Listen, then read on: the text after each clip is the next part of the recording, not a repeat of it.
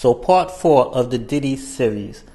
In this particular segment or episode, we're going to touch up a little bit more on the Tupac and Biggie case. Because remember before, I said they're trying to get him on Tupac, but now they're bringing this Biggie stuff into it as well. They're saying that Diddy allegedly is responsible for both. I hope y'all ready. Buckle the fuck up.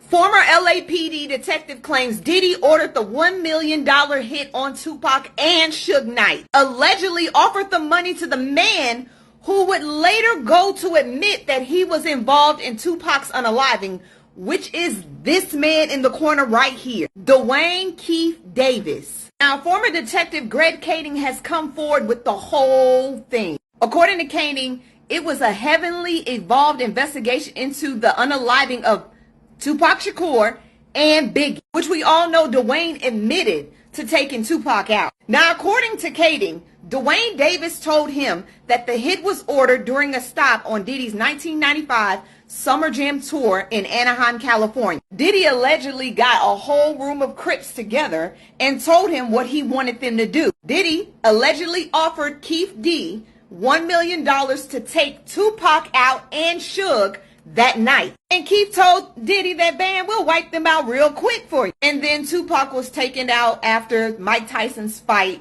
at MGM Grand. If you go back to my video when I'm talking about Foxy Brown being a witness to everything, it will let you know this part. Keith D then allegedly obtained a 40 pow from a well-known UGG dealer named Von Zip Martin, who was also a promoter. Keith D, along with his nephew Anderson and 2 other, blue people, found Shakur and Suge Knight shortly after 11 p.m. on that night and used the 40 caliber to do what they needed to do. But the matter wasn't over just yet. Diddy later called Keith D and asked him, "Was that us? Did we handle business?" And Keith D confirmed, "Yeah, now I want my money."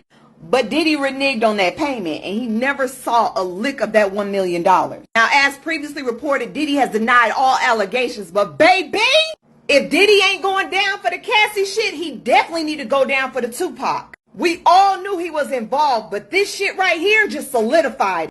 Tell me what y'all think, peoples, because I'm a little heated. I'm a little happy and I'm a little heated. So Diddy killed Tupac and Biggie Smalls? Am I hearing this right? Prosecutors confirmed that Diddy's name was used 77 times in documentation alleging that Diddy was the one that put the hit out on Tupac. Keefy D, the man who is convicted of and has admitted to killing Tupac, confirms that Diddy offered him $1 million for the hit.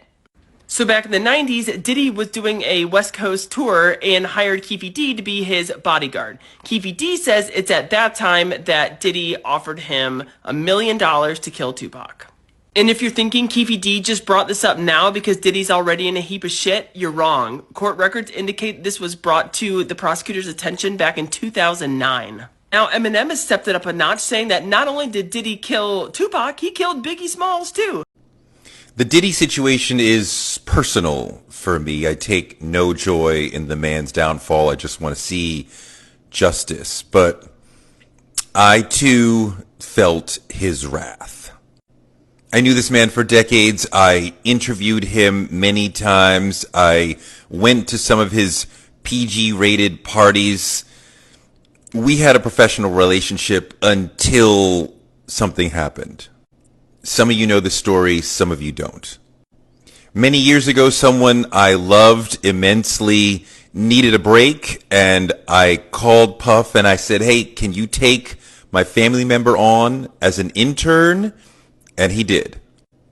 I thought the Bad Boy internship program would be something that might accelerate this young person's career. Obviously, I had no knowledge at that time of the deviance that we all now know about. I had never before asked Puff for a favor, for a personal favor, but for someone I loved, for someone young, for someone who needed a break, I said, this is the time to do it.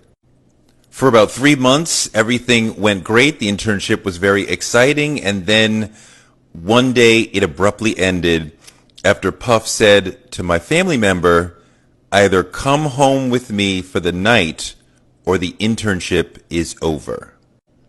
He said no.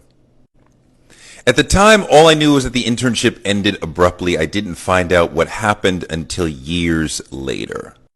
When I found out what had really happened, was shocked. I was mortified. I was angry. I was upset on behalf of the family member that I had put into a horrible position. And I was blown away that Puff would do that to my family. Why didn't I speak out then? At the time, I didn't think that I'd be believed. I thought, I can't connect this with some larger pattern of behavior, him doing this to other people. Who knows how people will take this? Someone commented that I enabled him by saying nothing, and I think that word is too big to be truly accurate in this situation. I did not save him from a story that could have sank him.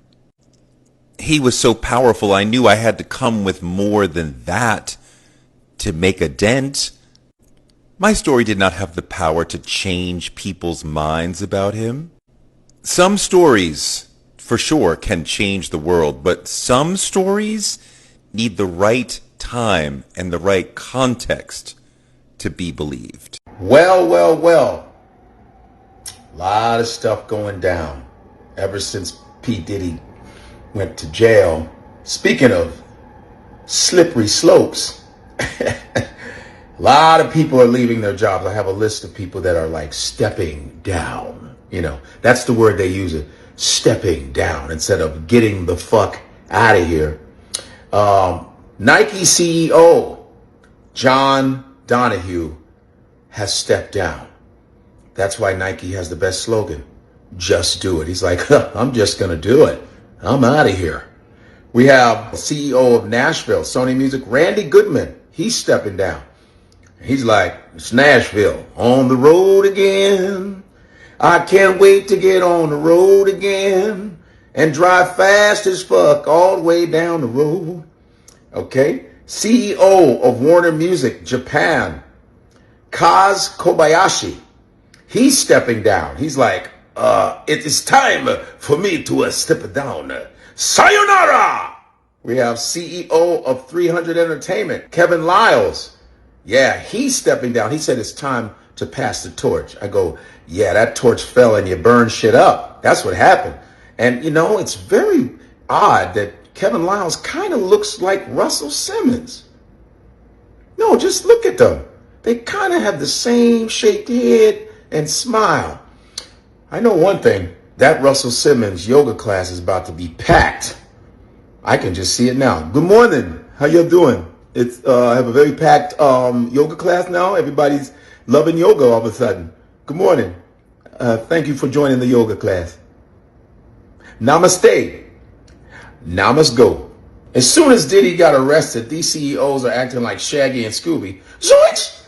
Like, wow, Scoob, Diddy's been arrested. Huh? Really? He's been arrested?